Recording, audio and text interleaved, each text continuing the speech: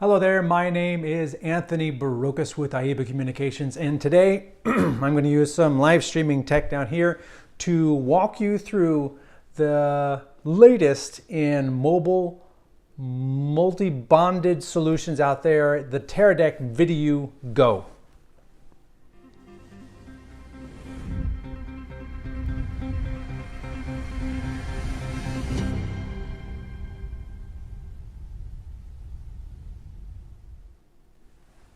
So there are many solutions out there which can take your camera signal via HDMI or SDI and get it out on the air. It's been a solution that's been around for many years.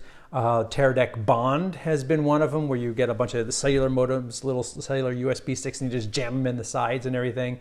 But now there is this solution, which is the VidiU Go.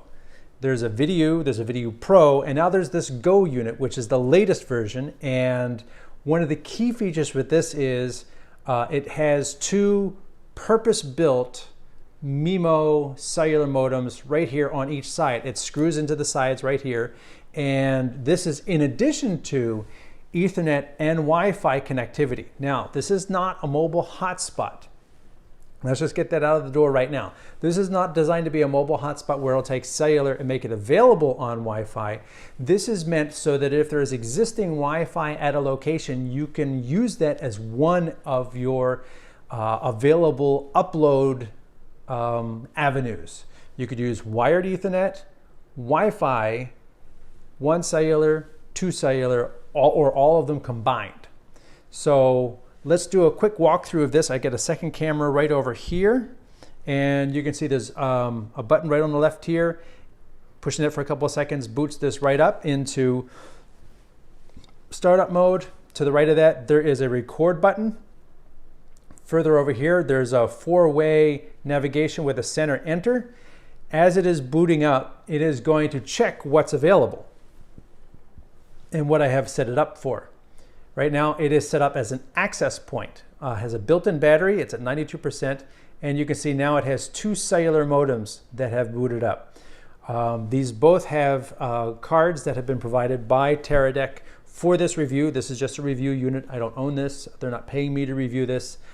They provided this for review, and then I have to give it back when I'm done. This unit, both of these cellular modems, each of them has a full-size SIM inside, and then you can put in the SIM card of the carrier of your choice. On one side here, there's also a slot for a micro SD card for recording. Now on the back of this unit, let's spin this around right here. On the back of this unit, you can see that you've got your SMA for your Wi-Fi, an HDMI in, SDI in, Ethernet, a USB-C, this is just for power.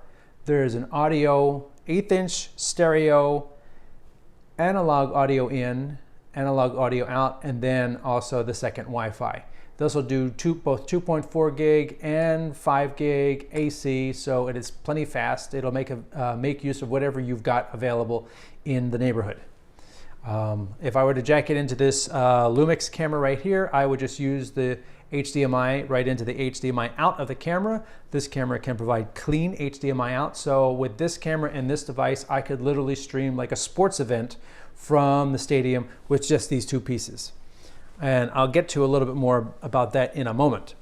And here are the settings I was talking about. You go in the video and audio, you can set an overlay. Go set the overlay. I can do graphics, or I can do a score. Let's just do team 1 and team 2, 0-0. Top, bottom, mid, scoreboard statistic, apply, go home. Okay, there we go. And let's see if we can do something else too. So let us do a broadcast. 2, 3. All right, so now I go on to score. Look at that. Apply. Look at that, 3-0 on team 1. Whoa, whoa. 3-7. Let me hide it. Oh, that's just to hide that. So I can't take the score out. It's just always there. Score comes in. Oh, they got a touchdown too. 7, 8, 10. Here we go. And apply.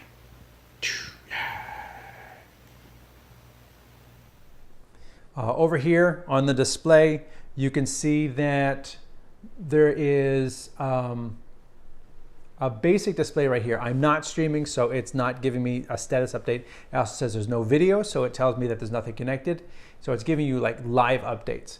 If you go to the right here, you've got your broadcast settings, recording settings, video settings, audio settings, your network settings, your cloud settings, and your system settings. Now, cloud settings is interesting because if we go into cloud settings, you can see that I am using none. I could use ShareLink or Core.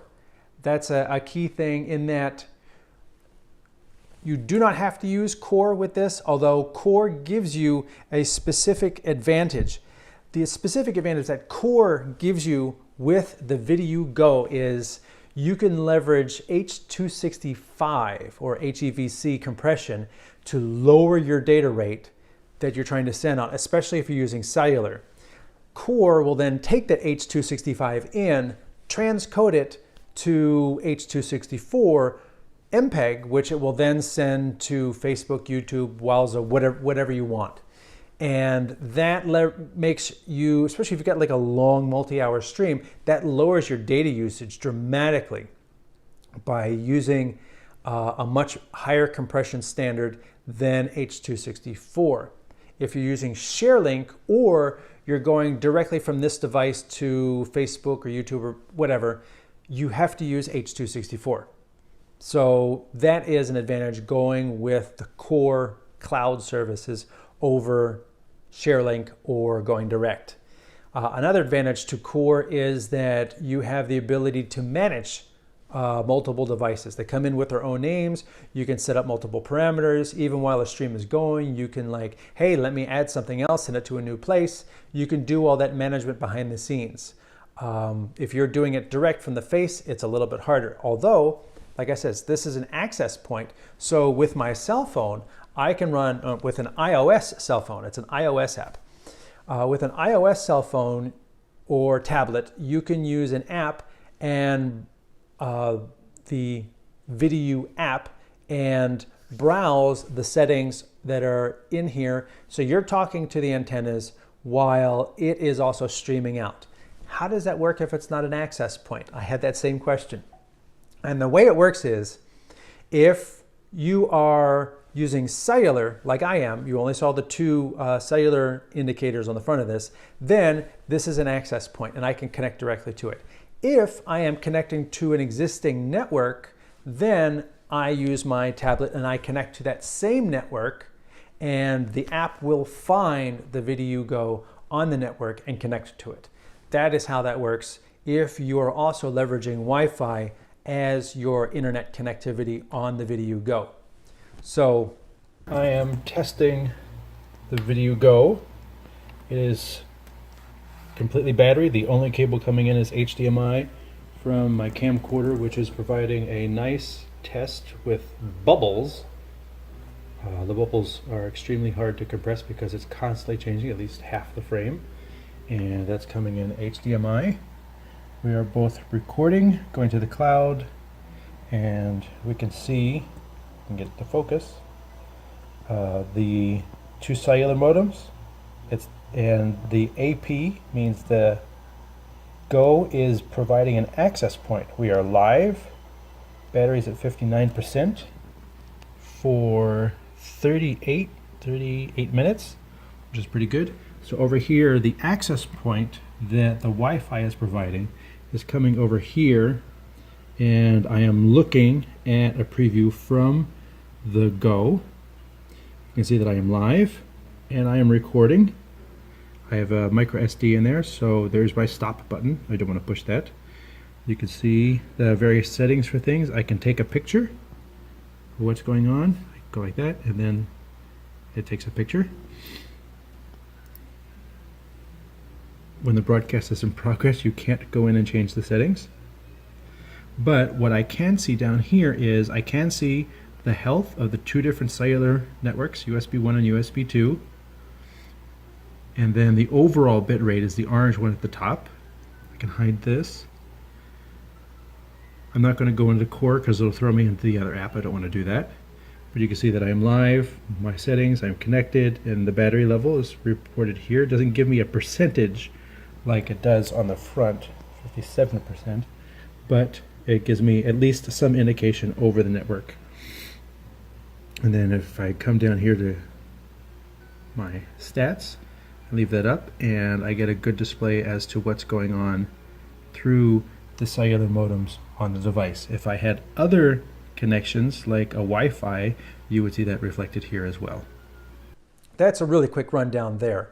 What I found is this is amazingly compact and really handy. You know, the antennas fold down. It's not that very big at all. I like the fact that these two modems are integrated. However, just to be clear, it is just a, I'm going to boot this down just so I can show you. 1, 0, hold it for a couple seconds and it boots off. So switch cameras back to here, transition, and pan it back over here. So now if I uncouple this, there we go.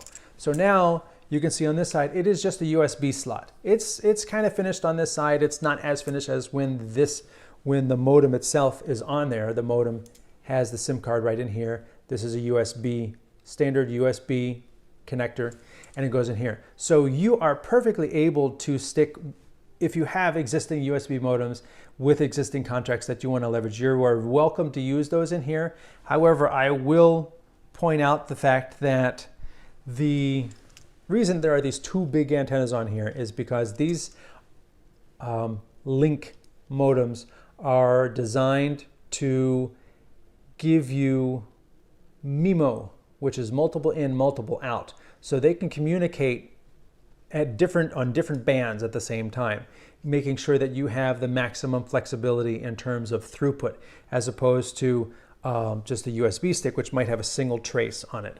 I'm not an expert in all USB modems. I don't think most USB modems are designed for maximum throughput and heat dispersion for multi-hour use of high bandwidth video streaming. Another interesting thing is these antennas come off. So if you are in a rural area, or if you are in amongst a big crowd and you know where the tower is and you just need to make your signal more present than everyone else's, you could use directional antennas. You know, they make directional cellular antennas. You can get a high gain antenna. You know, you can get it way up above the crowd from here by using the fact that these are removable antennas. And the nice thing is they come off for packing as well, because these fold down over here, but these don't. These screw in standing up. So it would be nice if these folded down, but they don't. So it's one of those caveats. It's nice that you have nice, durable jacks on here. On the downside, they don't fall down. So it attaches right there, and then you screw it in with the included thumb screws.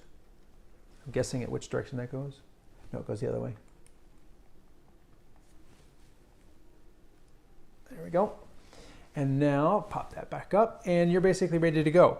So in terms of build and operating it and functionality, I find this to be a great little piece of kit. I tested it. I ran this down for an hour and about 17 minutes, give or take. I was pushing HD video through it, 1080, 60, and I did a high stress test of water, which is very changing. So it pushed this thing. It got warm. It didn't get too hot. It has a fan on the bottom and a 1/4 thread so that you can mount it on a light stand, or I've put like a little mount in here, but you can just put it on a light stand up in the air if you want. If you don't, it's got rubber feet. It'll just sit nicely on a table, and it's got a fan on the bottom. It did not get hot. It did not get overly baking, burn your fingers kind of hot, which is a good sign of a well-built product that has enough thermal cooling to keep it efficient. And I ran it till it died. I pushed it to 1 hour and 17 minutes at the last time I checked my watch, and it pushed data across both cellular modems, and you can see through the tracking that the cellular modems were tracking up and down depending on how the load was going through each modem, through whatever they were connected to. And the stream was solid all the way through. The stream was pushed to Facebook, and then in the middle of that stream, I decided to send it to a second Facebook. So I added a second destination. I added it to this event that was already created, and then I initiated the stream to that, and that worked fine. I was able to go in and do the description and the title and everything for all those streams. All of that happened in Core. I'm not trying to do that on the face of this unit. So that's, like I said, that's an advantage to having Core be your back end when you are trying to manage multiple streams, multiple destinations. Having a larger interface and not trying to do it on the face of something is a godsend. Whether you use Core, which is integrated with this for the H.265, or whether you use some other service, you know the benefits of having an online service handle that part of the networking service. You can see the micro SD slot right here, and if you have client media that you need to use, I'm not a fan of micro SDs just because they are so tiny. But if you're gonna use one of these, I would have liked to have seen this on the back of the unit somewhere so that it's more easily accessible. We're not talking about a waterproof unit here at all. And as opposed to having to remove a modem unit to get to the memory card. That's just a niggle of mine. And then also, in terms of only having 1 hour and 17 minutes, it would be nice if like this top plate had an NPF battery mount in it that was wired into the unit itself. That way, you could leverage the internal battery as a backup, run off of a bigger battery, depending on how long your gig is gonna go. You could pop in a big battery and be sure that you've got 2 hours, 3 hours worth of battery content. Or you could use a smaller battery, and then depending upon how things are going, you could pop that off. The internal battery takes over. You're running off the internal battery, and then you click put on the second battery. That would be a really nice feature in terms of having a unit like this where it's designed to use an external battery but has an internal battery as a backup. Even if it's just like a big capacitor to give you 5 minutes of just extra power to swap batteries or unplug this external USB pack and plug in a different USB battery pack. You can use USB, you can use no, that's it. Right now, you can only use a USB-C input for power or the internal battery. But I'm saying I would like to see an external battery mount on the top of this thing. Just because, well, you already got the antennas pointing up, so that's part of the space. Putting a battery here, I think, would just really make it so that I know I got my camera, I know my camera battery. This camera battery is going to last for 3 hours. And I know this thing is going to last for 3 hours. So I can go shoot a soccer game, which is only going to be an hour and 15 minutes, depending on overtime. And I know I don't have to worry about it. Whereas if I've got an 1 hour and 17-minute battery and I want to start a little bit ahead of time with some pre-show, I'm cutting it really tight. And I have to bring an external battery pack, and then I have to mount it somewhere and or Velcro it to the top. And it's like, if I'm going to have a battery to the top, let's just make it part of the program. I like things totally integrated like that, which is why I still use my GH4. And I really love how much of the VidiU Go is integrated together. And that's like the one facet I think that would just really help push this even further. So the VidiU Go Mark II, I could see would have a battery plate on top and maybe an SD card slot on the back. So with that, my name is Anthony Barocas. This has been my look at the Teradek VidiU Go mobile live streaming appliance from Teradek. Thanks for watching.